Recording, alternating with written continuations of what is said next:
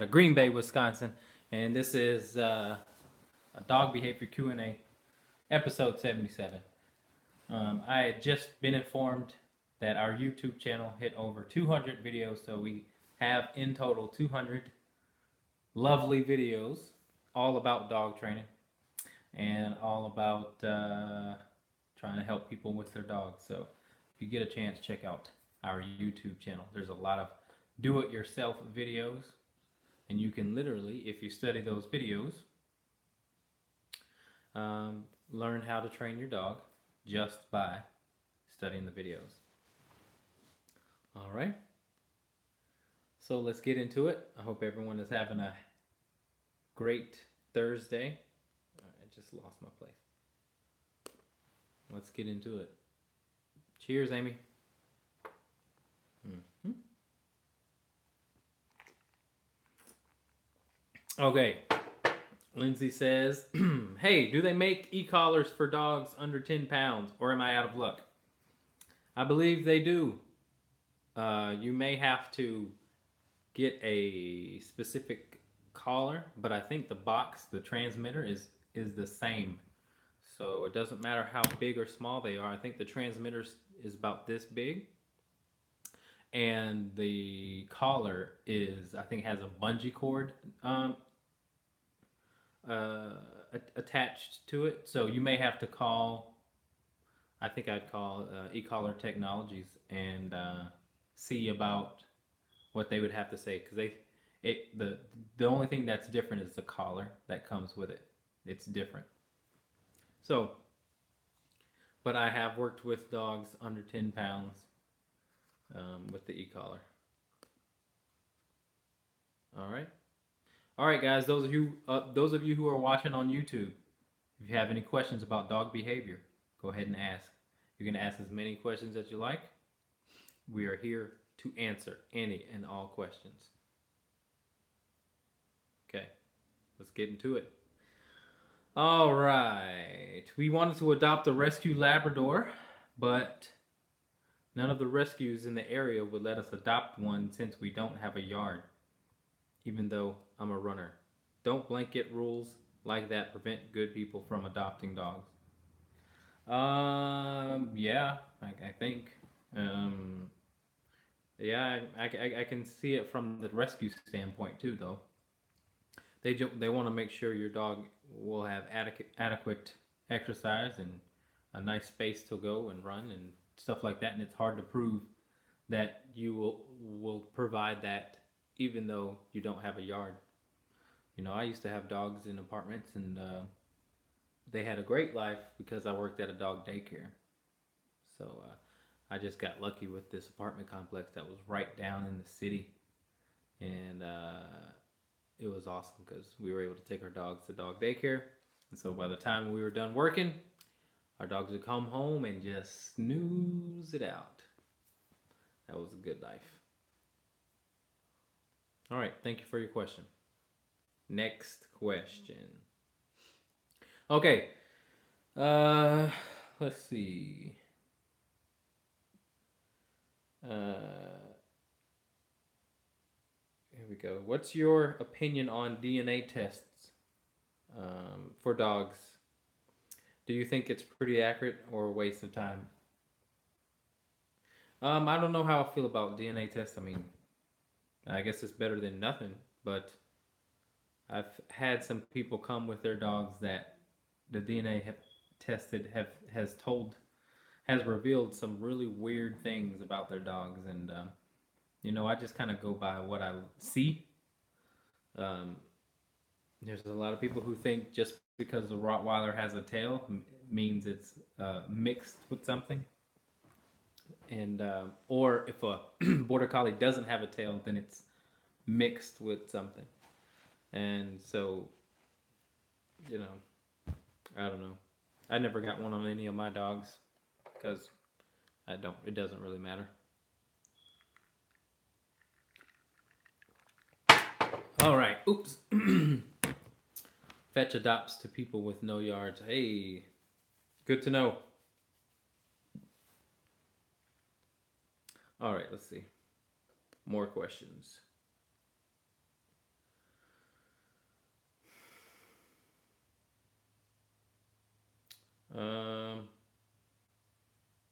How would you approach a client who has the wrong dog for them, but aren't willing to find a more suitable dog, and also aren't able to have a lifestyle to change to accommodate the dog? I've given them all of the help and suggestions I can at this point, and have pretty much left it up to them. Uh, I would tell them that you know, if they can't provide a certain way of living with the dog, then it may be uh, it may be the best for the dog to be adopted out, or uh, but that's hard if they have spent a substantial amount of time with that dog, and it's hard for people to kind of want to give them up. Um, but I just encourage people, if they are in the market for a dog, or looking to adopt a dog, I just make sure they know what they're getting into, because the last border collie I trained was with an elderly woman, and that wasn't the best match. The border collie obviously needed a little more, maybe, than that the client could provide, and you know, so we had to figure some things out, but but yeah, it's important to make sure we're not just adopting because of how cute they are. But thank you for your question. Okay, let's refresh this here.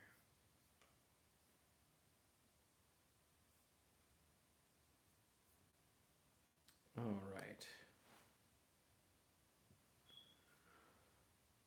Okay, let's see. What would cause an adult dog to suddenly start peeing in the house? This is a former foster of mine, and she had a lot of anxiety, but she was fully potty trained. Apparently, she has a favorite spot to, and keeps going in the same spot. Is this anxiety, or can she be trained out of this? Uh, what's up, Elias? Um, yeah, I would say if she goes in the same spot, then it probably has less to do with her behavior or her anxiety, and has more to do with her marking in the house. Um, I don't know. You tell me. Did that dog seem to be a dog who was territorial, in the fact where she kept peeing, or he kept peeing places? Um, because that could be a possibility. Yep. Also, urinary tract could also be a possibility, an infection. Um, I don't know. They may want to check out and see, take the dog for a vet visit and see what's up, if anything is happening there. But in my mind, like I said, if it's the same spot, then the dog is actually seeking the spot, which means the dog, it again points less towards anxiety and or even an infection. It just points towards, well, that's where she goes. She's been allowed to go there. Um, so it may be something that they're not doing or allowing. I don't know. Thank you for your question, though.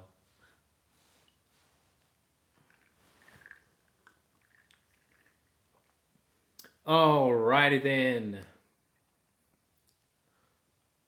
Let's see.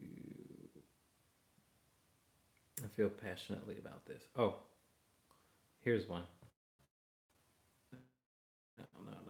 That's a very old question. Okay. Anyway, well, how about I'll just give you guys an update about the dogs that I have training today.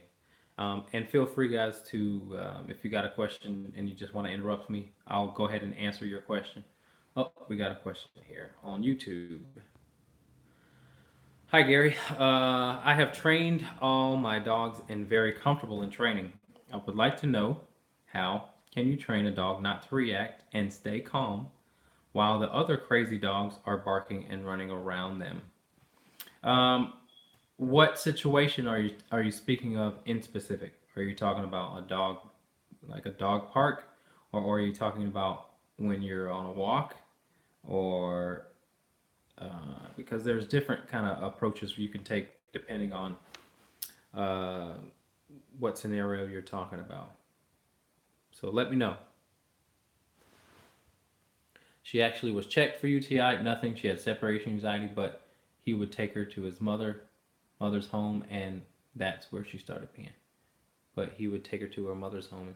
Does the mother's home have other animals living there? Because again, that makes more sense, and that points towards more of what I think it is, a behavior, a marking behavior.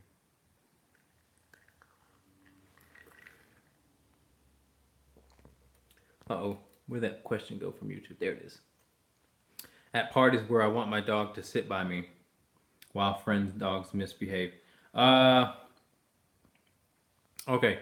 Yeah, so what I would do is, if you want your dog, give your dog some breaks, and your dog and other dogs are going nuts, crazy, and berserk, just put your dog on leash, or, kind of just chill with him, relax with him, put him in a down stay right by you, and just give him a nice mental break. That'd be great. Because then you're also teaching him that he can be calm amongst chaos. And so that's what I would do. If you feel that you want your dog to kind of calm down, chill out, take a break, put him on leash, and then put him in a down or something and just chill. You guys, you too. So, okay, we have a 6-month-old Roddy. He cries and barks. Same room as us, or if he cannot get to us, even if he can see us, even if we are 10 feet away and behind a puppy gate, what to do? All right, what you have to do is start crate training that dog. The dog is starting to already be able to manipulate you guys. So remember that if the dog is barking, whining, crying, whatever it is, whatever it's doing, if it's away from you, it's just trying to get to you. It's trying to do things that work for the dog. And so you have to show the dog a different way, and or what's not right. And in this situation, the barking, the whatever it is, the whining is not right. And if he's calm, then he can get what he wants. But that'd be down the road. What I would like for you guys to try is put the dog back in the crate, and make him be quiet in the crate. Okay, maybe take a squirt bottle, and if he starts to whine or bark, go over there, squirt him, and say no. And then you have to reteach him how to be calm when you guys are away, because that's going to go down the road of when you leave the house, he's going to tear up stuff, and you want to kind of eliminate that. So get him to be calm away from you, and also get him to figure out that stuff doesn't work. It won't get you any attention if you pet that dog in any way, if you say hi to that dog in any way when he's whining or barking, and or if he gets anything he wants, treats, let out of the gate, let outside, all that stuff. If he gets any of that, then it's going to reinforce that behavior. So you really have to go back to basics, put him in a crate, teach him to be calm away from you and inside that crate. And then once he's calm and silent, then you can let him out. But you can't let him get what he wants when he tries the behaviors that you don't like. I've got a Roddy now, Kim. I've got a Roddy now. His name is Leo, and typical Roddy. He is a little fearful, and it took him a while but he's also really food driven, and he likes I think he's kind of dominant in the sense where he marks a lot when he's out with my other dogs. Yeah. So thank you for your question. If you have another one, feel free to ask. Okay, Lindsay says, what are some key important things you suggest to foster parents with a rescue to do to set up the dog for success in a new home? Great question. One of the concepts I was talking about last show was being the dog's uh, parent, leader, uh, you know, instead of trying to be friendly with the dog. A lot of people think you have to make the dog feel safe by being very friendly and letting the dog do what it wants, and so it can get comfortable, and give the dog tons of treats so it can get comfortable. I have never, so I've got 3 weeks with dogs. I've got and they've got very tough. Uh, they've got a lot of fear of humans, a lot of fear, and and so and so I never give dogs treats again to um, help them feel safe with me. But what I do provide for them is safe or a structure, um, and I also make them respect me, because the two most important things to make sure that the dog is safe and that you are safe is that you definitely set boundaries in the beginning to let the dog know that this is kind of how it's going to go. If you live under my house, just like you tell a child or a newborn, or not a newborn, somebody moving into your house, or a teenager, or whatever it is, it's like, these are the rules of the house. Please be respectful. And if we're respectful, then everything else can kind of fall after that. So, that being said, I would have them focus on being the dog's guide, and showing the dog, allowing the dog to work for its freedom, as opposed to bringing the dog in the house and letting the dog off the leash. I'd start basics with a crate, and then I'd get the dog to be very calm and used to the crate. Then maybe we can start without the crate. We can give him a chance out the crate. He's got to just earn his keep, earn his freedom. And that's the best way, again, to help the dog feel safe with you, and for you guys to stay safe with him. So, a lot of structure at first, and and that doesn't mean you're in there teaching him sit, stay down, all that stuff at first. That's not important. What I do mean is, you know, keeping a leash on him in the house, um, so that you can easily move the dog. Um, Teaching the dog how to walk properly, teaching the dog crate training, which means no rushing in and out of the crate. That's probably one of the most important things that you can teach a dog.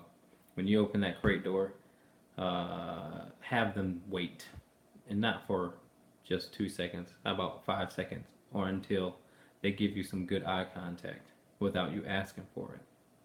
Try that. Those things are what I really focus on with all dogs. I don't ever let any dog, it doesn't matter how fearful or aggressive they are, I never let any dog burst out of the crate. If you let dogs burst out the crate, chances are they will bite you, because they can be already in a crazy mindset when they're bursting out of the crate, or they're bursting out of the car, or they're bursting out of the door. And so you really want to make sure you can check that behavior with teaching them how to,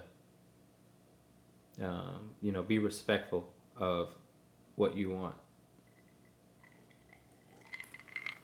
Does that make sense? I'm gonna plug my phone in because it's getting ready to die. Okay. All right, I got some questions on YouTube here. Hold on. Let's see. How do I get to those things? There they go. Okay. All right. We have 6-month-old. Should we just let him cry and bark in the crate no matter how long? I wouldn't. I mean, you can try that to see if it works. But I would be prepared to go over there and yell at him. Like I said, use the squirt bottle, or you can even smack the crate and tell him to be quiet. But sometimes waiting them out, especially a rotting, they're going to test. They'll do it for a very long time. So you may have to be confrontational with the dog. Um, but a little certain rules around the crate that are important. Never sweet talk in the crate. Never give treats in the crate. Um, and when you come home from somewhere, make sure you're waiting for the dog to be completely quiet and calm before you let him out of the crate. Very important. Okay.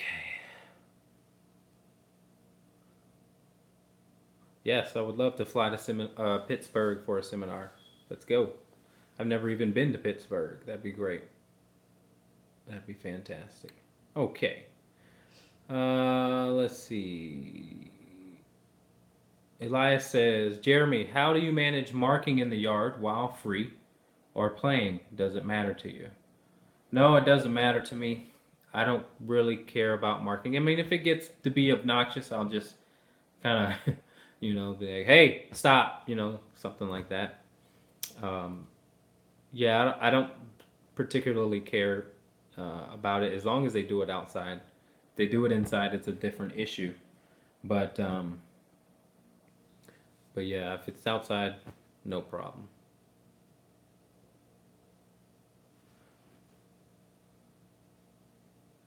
All right, we have a problem when our dog knows he is going for a walk. He begins biting and nipping at my feet and ankles. Even while trying to put my shoes, he keeps biting once outside. Once outside, he is fine. All right, what I would do then is, once again, I would, unless you know how to teach, listen, this is what you should do. Okay, here's going to be two ways.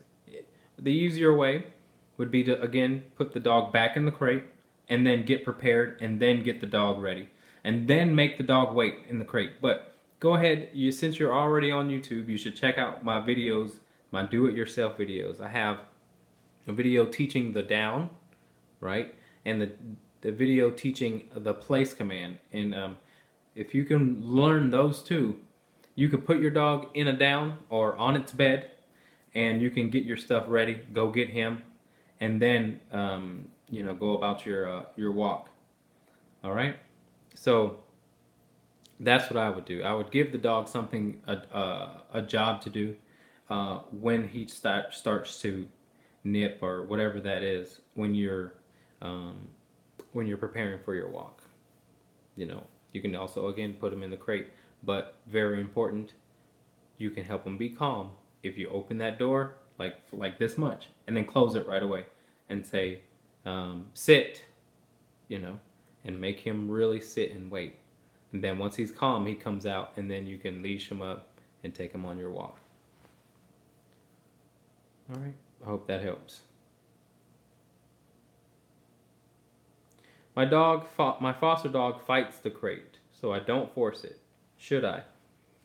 Depends. I think every dog should be able to be comfortable in a crate. You never know when you'll need it.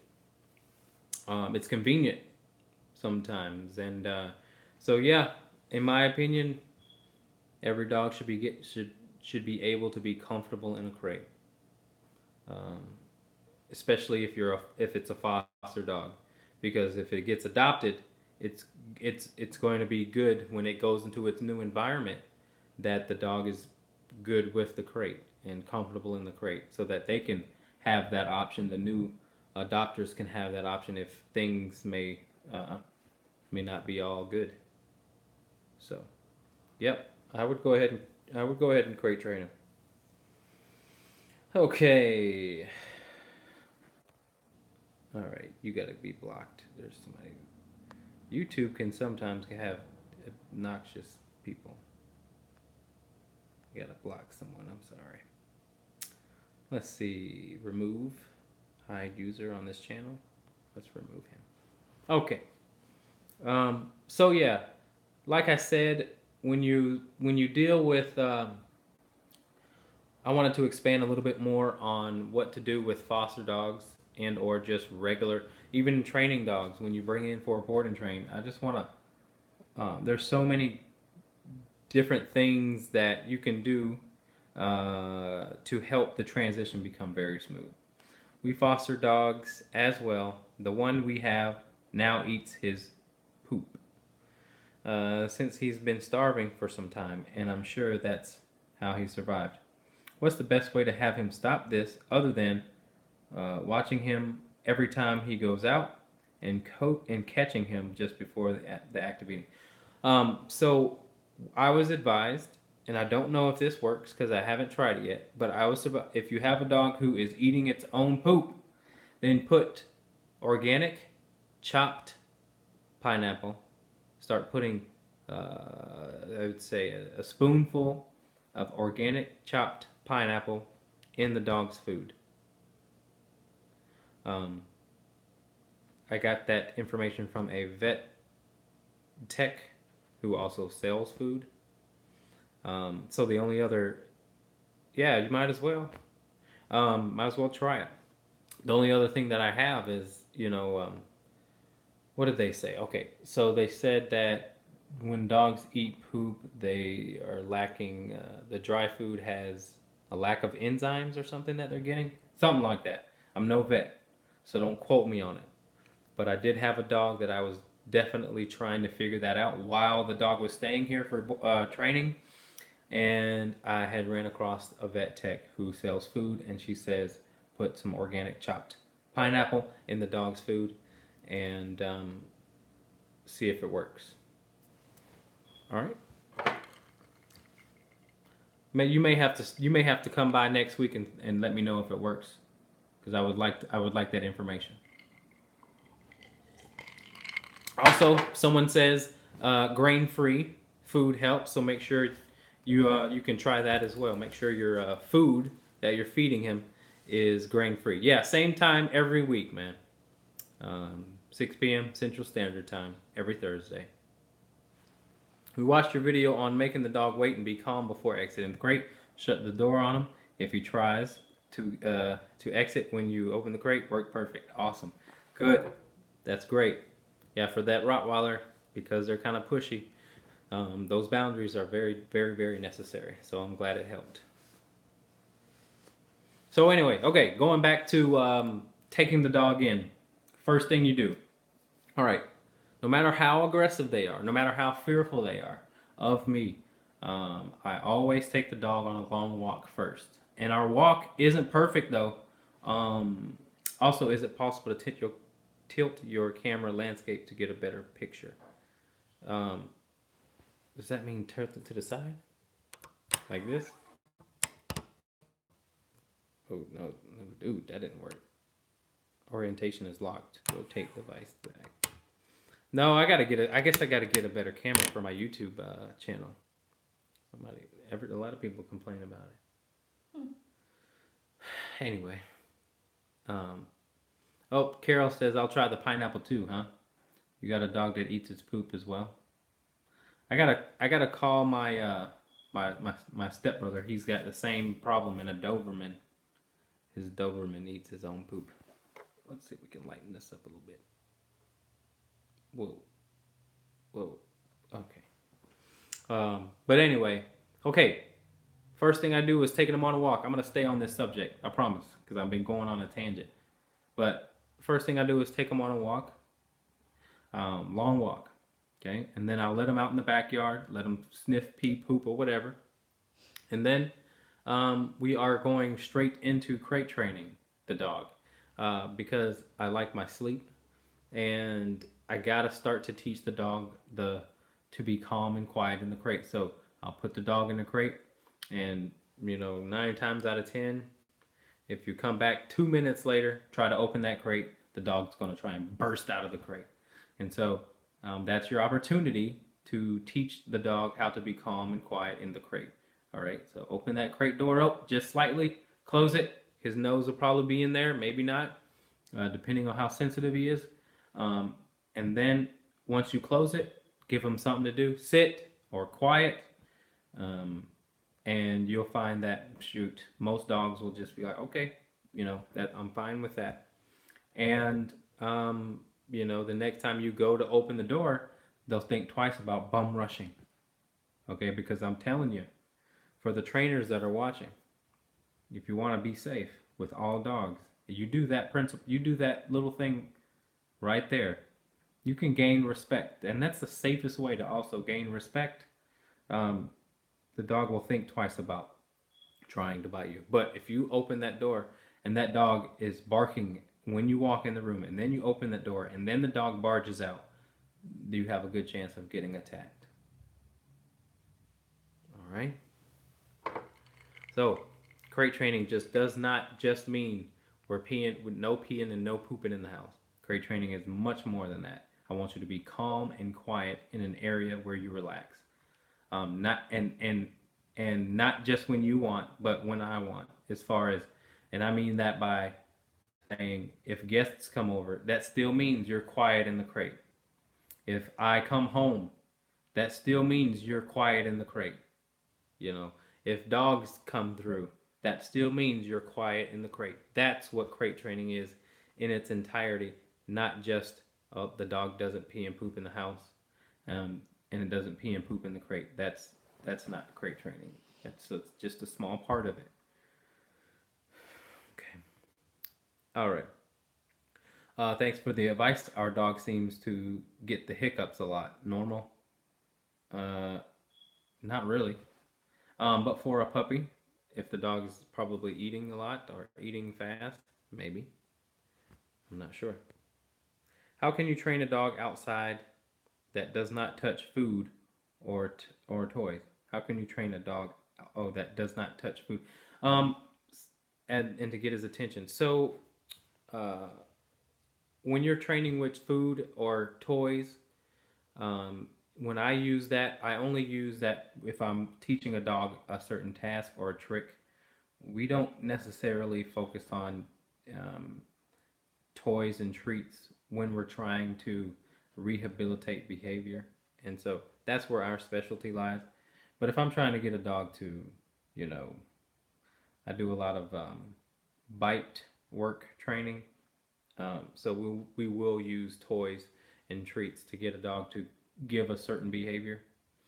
But if you are, but if you are looking to lessen anxiety and lessen fear and build confidence, then the best tool you can use is your relationship that you establish with your dog, the trusting relationship that you can establish with your dog by taking your dog back to basics and making the dog sit um, for a duration, a good amount of time, as opposed to 2 seconds, and then giving the dog a treat or saying "good boy," stuff like that. So I don't necessarily do that unless I'm trying to teach a trick. Sorry, that couldn't be the best answer, but um, try this. See if you can do this with your dog. Because if not, this would be something you can teach him. Put him on leash. Put him in a sit. Don't give him any attention. After you put him in a sit, see how long he stays there.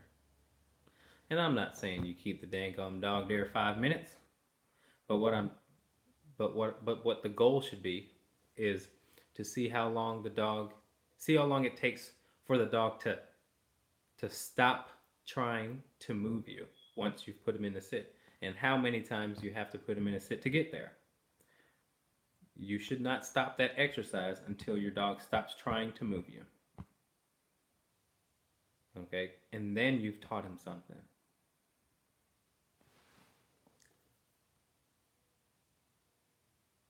What was your most difficult case? German Shepherd. Uh, Client was a psychology professor. Go figure. Um, dog would be barking. Dog would be barking outside on. I mean, it was yeah, German Shepherd, super attached to this client, and big baby, and would just think the world revolved around him. Would bite anybody, wouldn't think twice about it. Um, yeah, that was the most difficult because he he just he was so attached and stuck in his anxiety that it was hard to reach him. All right, we got some more questions. Let's see.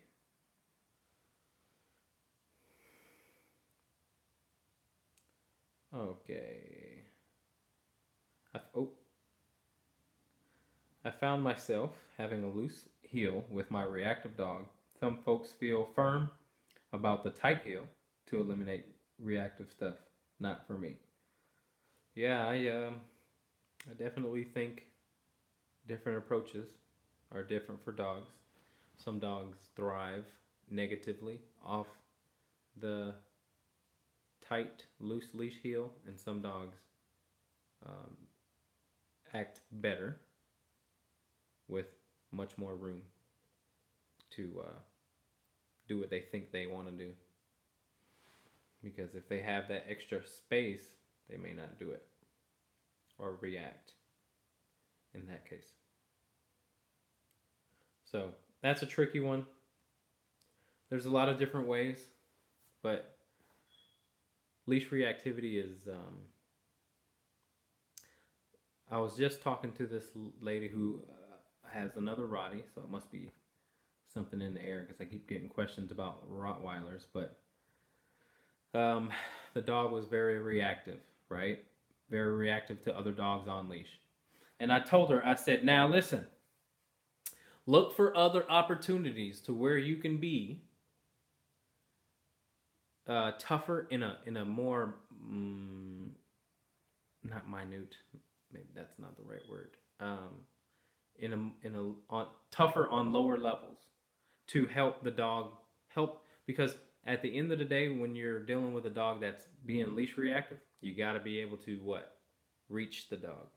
You want to be able to say, "Hey," and the dog actually you get a response out of the dog as opposed to the dog just laser focused on the other dog or the other human or whatever they're reactive towards. And so look for other areas to be tougher on your dog. Um, and so I'd say when you're living with him every day, um, right? If the dog isn't perfect within the household, there's your opportunity to tighten up. Excuse me, tighten up some things that will pay dividends when you go out in the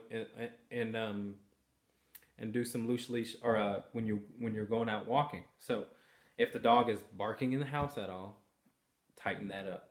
If the dog is being obnoxious at all in the house, teach that dog to go to its bed. You know, look for those small opportunities to perfect.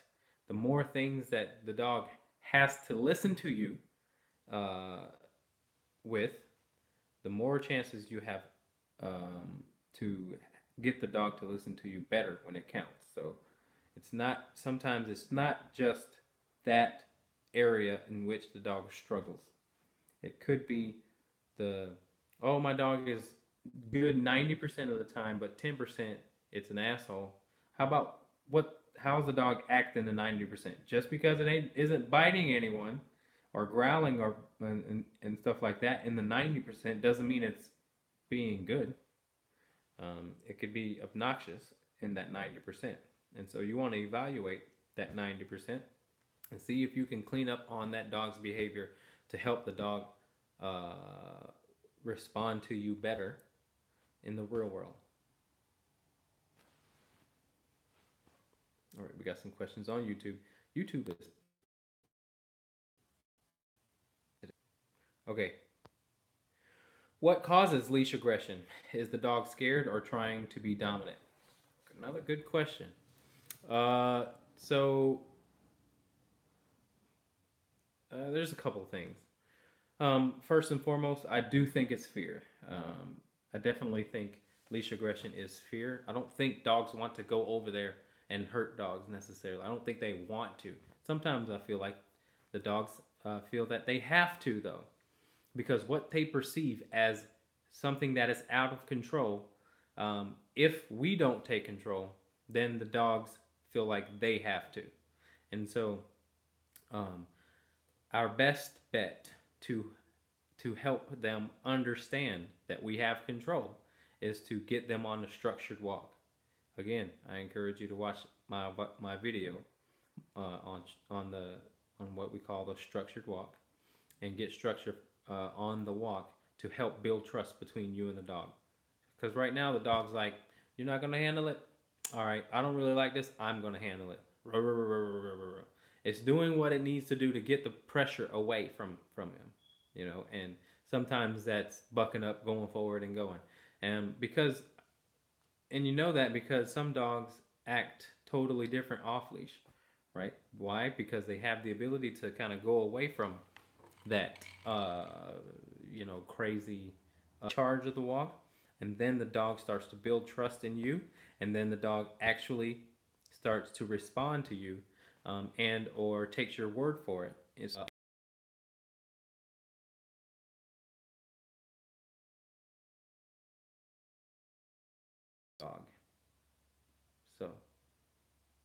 So yeah, that's that.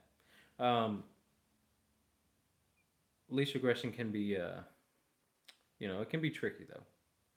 When would you choose to use a prong collar versus an e-collar when training? Are there times when you would not use either a prong or an e? Hmm. Well, again, it depends on what we're trying to improve. I do encourage all owners who don't have a lot of time to spend teaching their dog off leash to invest in an e-collar, because it's the easiest and quickest way to provide that off leash ability to your dog, and it's the safest way, and it's good to have that sort of thing for your dog. Um, the prong collar I would use on the walks, but you can also use that how to teach off leash, with a long line and stuff like that. So the e collar is very good also for just kind of convenience as well. Like, if you invite guests over, and you want your dog to be on your bed, on the bed, instead of having to get up and grab them or grab the leash, you can just use your e-collar. Also, it's good for barking, fence fighting, jumping, or whatever it may be.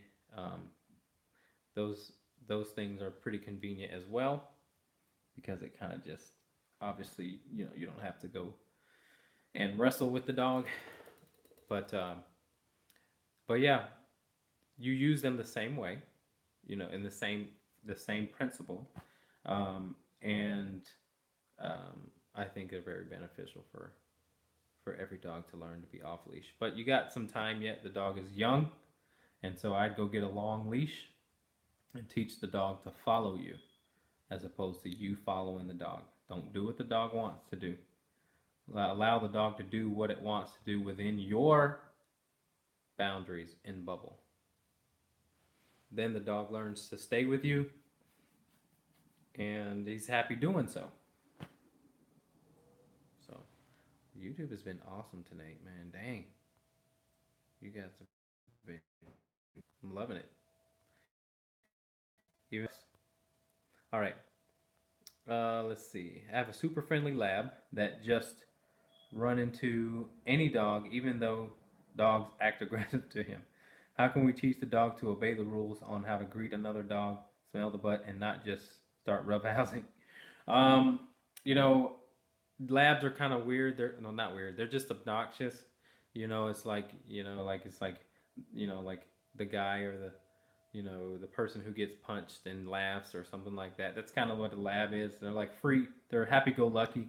Um, but you can stop him by just being there, being close to him. And if he starts to roughhouse, correct him. Um, you know, you can even use the e-collar for that. I do use e-collar for socialization. The thing about the e-collar is that you can be very gentle to the point where it just breaks their focus, right? You're not obviously zapping the dog, shocking the hell out of the dog every time you're using it, but you may just need to, oh crap, you may just need to, break his focus for a second. You know what I mean? And use the vibrate button, and that's what the e-collar can provide you: long range and control, right? So you don't have to always be following them or right by them.